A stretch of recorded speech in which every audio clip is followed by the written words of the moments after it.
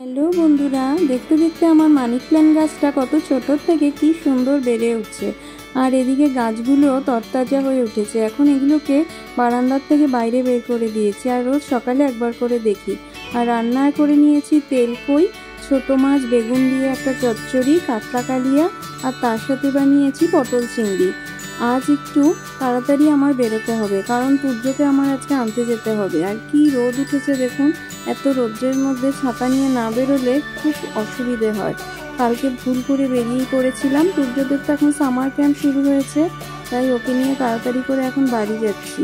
আর সূর্য এদিকে যে এঁকেছিল জগন্নাথ ঠাকুর, সেই জগন্নাথ ঠাকুরকে চেয়ারে বসিয়ে, বজরংবলীকে বসিয়ে সুতো দিয়ে চেয়ার টানছে।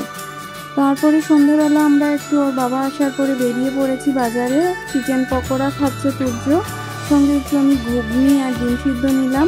তারপরে সূর্য আইসক্রিম খাচ্ছে। আর এদিকে ওর বাবা নিয়ে নিয়েছে মিল্কশেক। এত গরমে খেতে কিন্তু খুব ভালোই লাগে, কিন্তু ঠান্ডার ভয়ে তো খাই না বেশি, অল্প এক চামচ খেলাম, খুব ভালোই হয়েছিল। তারপরে আমরা দাঁড়াতে দাঁড়াতেই বৃষ্টি শুরু হয়ে গেল। বৃষ্টির মধ্যেই কি ভালো যে লাগছিল, এত গরম পড়েছে।